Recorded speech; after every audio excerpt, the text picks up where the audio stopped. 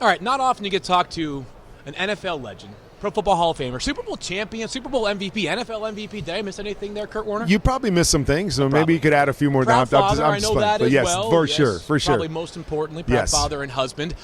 You, of course, were so skilled in so many ways, one of which was playing the game within the game as a quarterback. Yeah. But you are sort of promoting a different kind of game within the game this weekend. What can you tell us about this? I don't know if you grew up playing bingo, but I used to go every Wednesday night with my mom to the church, and we'd have bingo night. And she would buy all the cards, and then anything that I won, I got to take home. So it was great. And so you loved, hitting that last spot, holding that card up, bingo! Yeah. And, I kind of feel like, we're in Vegas, so it just kind of fits. But Super Bowl is kind of about having those bingo moments, right? Yeah. Raising the card, having that game-changing type play. I had mine in Super Bowl 34. I mean, we can all remember those ones that stand out to us. Malcolm Butler, Julian Edelman. So we know somebody's going to have their bingo. Who's it going to be this week? It's going to be Brock Purdy. It's going to be Patrick Mahomes. It's going to be somebody we don't necessarily expect. But with that, I've joined up with Bingo Blitz. So it is a free app. Download the free app. Okay. Sign up for an account. Yep. And if one of these Super Bowl defenses sets a Super Bowl record with 8 sacks in this game, so 8 sacks in this game, then one of our account holders at home will have their bingo moment, raise their card, and win $1 million. So I know I'm not in the Super Bowl, so I am cheering for sacks in the Super Bowl. I would not be doing that if I was playing. That hurts a quarterback to say. Yeah, it does. But we're tying in, Super Bowl and those bingo moments, a little of my childhood, and then Vegas, and we're hoping somebody goes home with that bingo moment and that $1 million. That would feel great to give away $1 million on Wouldn't Sunday. that be awesome? Yeah. It would be amazing. It would. I would love to be the $1 million winner myself. No doubt. You, of course, had one of the most unlikely journeys, not just in Super Bowl history, but professional sports history. Many people are saying that Brock Purdy's path is one of the more unlikely stories. Sure. We have had many a debate about game manager or not game manager, but you obviously evaluate these quarterbacks by what you see, not where they were drafted. So when you evaluate Brock Purdy, what kind of player has he become? What kind of advantages does he bring to this 49ers offense that is trying to sort of maybe take back some of the demons that haunted them 4 years ago in this exact same matchup? Well, the first thing I'll say is I'm not sure there's a quarterback that's played better over the last year and a half than Brock Purdy. Wow, yeah. And it's not, and I don't care what label you put on it. All I know is that when I watch tape, I understand what I'm seeing. I understand what's set up for the quarterback, and I understand the difficulty of different throws. And Brock Purdy is asked to make numerous difficult throws in this offense, whether that's pushing the ball down the field, whether that's laying it over a linebacker because the scheme isn't necessarily set up to get somebody wide open. His anticipation, his understanding of what they're trying to do, and his ability to make different kinds of throws has been special. I think he's had the best quarterback year of anybody this year. Now, I understand the arguments, right? We play in a different era. People compare my story to his a little bit, but they also ask me, well, did you get this much scrutiny your first year because you played with all these great talented players? And I didn't, and I think one of the reasons that I didn't was because I looked like every other quarterback at that time. Totally. Everybody was a pocket passer. Everybody was a drop back guy. Now we've got Lamar Jackson, and we've got Patrick Mahomes, we've got Josh Allen, we got all these guys that play differently, and they look differently. And so now Brock is more the minority in terms of, the pocket passer, smaller, not a cannon arm. And so we knock him down a little bit because of that. But if you just take whatever the situation you're in and go, how's he playing? He's playing really good football, and he's making really tough, throws and decisions throughout a game. And that to me is all that really matters. He'll have a chance to let us know what he is, right? He doesn't have to show us in the first year and a half, oh my gosh, is he a franchise quarterback? Is he one of the greats? Hey, he'll have a chance to have to carry this team without maybe a Deebo Samuel or without a George Kittle or without a Christian McCaffrey. And when he does that, then we can write the narrative on what he is big picture. But right now, he's played great football. He deserves to be celebrated. I don't know why we want to have to, say he is elite or he isn't elite right now. Right now, he's playing great football, and he's got his team in the Super Bowl. I'll tell you what, that's the world we live in, though, right? Like, it's this idea that, your opinion and my opinion are different, which doesn't mean that we have thoughtful discourse. It means that one of us is right and the other is wrong. Usually, I believe you're wrong, you believe I'm wrong. Right. That's just the name of the game that we live in. 2 weeks between the conference championships games and the Super Bowl. There's a lot that's going on, a lot of distraction, a lot of planning. Both teams are obviously going to a different city.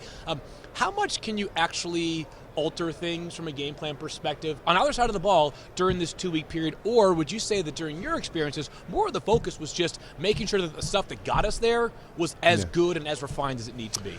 No, both. I mean, I think it really depends. And so the nice thing with having 2 weeks before is that you can kind of use that first week to really game plan. Because the first week for the players, yes, we're practicing a little bit, but it's more, okay, who's got to get tickets? Where do I got to go? What do I got to take care of? All that stuff. So you take care of that the first week, and then you really dive into preparation the second week. So that first week is really when the coaches dive into, okay, what do we need to do different? There's a lot of stuff going on, so we don't want to have to recreate the wheel, but where can we exploit this defense? And so you get that first week to do that, and then the second week you can really implement that. So I think that's always a big part of it. I played in Super Bowls where I had 1 week in between and had to play, and then somewhere I had 2. And so the one when you have 1 week, it's more – we would even game plan for the championship game. Like, we would put stuff in the championship game that we go, I would not necessarily put it in for this week. If we happen to get to the Super Bowl, we're going to carry that over. So we had some practice on it. But the 2 weeks, I think, allows you to attack it like a normal football game. From basically week 17 when the Chiefs played the Bengals on, they've been a much different offense. We can throw away the week 18 game when Patrick Mahomes and Travis Kelce, amongst others, were rested. Is there something that you have seen in the subsequent 4 games that you feel like is different? What might contribute to this relatively more normal Chiefs offense than the one that we saw for the first 16 weeks of the season? Well, we've talked all year about the inconsistency of the guys on the outside. And what I've seen is I feel like they've evolved to become more of what I would call a dink and dunk offense. That in the past it's been Patrick, drop back, wing the ball down the field, Tyreek, that the big plays down the field was really what they were all about. And now they're not really taking that. We're not really playing the same way. It's about getting the ball out. It's about managing the game, right? That's the craziest thing. Exactly. Get mad, right? That's what Patrick's done really, really well is he's managed the games. He's got the ball out of his hands. He's let his playmakers make plays, but they stay ahead of schedule so they don't have to make these big plays, or they don't have to put the pressure on their guys to make those big plays. So that's what I've seen. The playoffs has really been about getting the ball out, making plays on the short throws, getting touchdowns when you get down there. But they're still not scoring. Like, even in the playoffs, they've been good, but they haven't scored a bunch of points. They're still in the mid-20s, low 20s, and I just think that's who they are as an offense. They lean on their defense. I talked to Patrick this week and, just talked to him about that. And he goes, I kind of have to play a little bit differently. Now I understand punting's okay when he's never really had that mentality before, but that really has become the nature of their offense. They've got a couple playmakers. Travis played great in the championship game. Rashee Rice has been a kind of their Debo Samuel, get him the short throw, let him make big plays. And so that's really become the nature, I think, of how they want to play. Yeah, I'm sure you realize this a long time ago, but as great as Patrick Mahomes is, Rashee Rice a lot faster than he is. You get the ball in his hands, he usually goes further down the field than he does. How about a pick and an X factor in this game? Maybe a player, and I get it, if you want to make it Patrick Mahomes or Christian McCaffrey, go for it. But if there's somebody that maybe you think the public isn't as focused on that could be influential in this game on Sunday, is there somebody that comes to mind? I tell you what, I'm not going to give you a pick because I got to wait till Sunday. Look at this. I'm on for 8 hours on Sunday, so I got to get people to tune in for the pick. All right.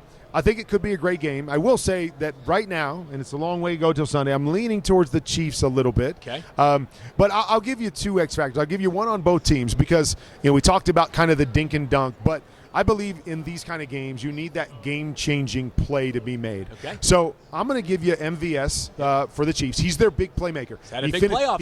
He finished the AFC Championship game with that long throw. But he's that guy, and when they played last year, they scored 44 points against the 49ers. He made some big plays down the field. So he's kind of my X factor there. And I don't know if you call him an X, but I'm going to go Brandon Ayuk. I think we talk about, Kittle and CMC and Debo so much more.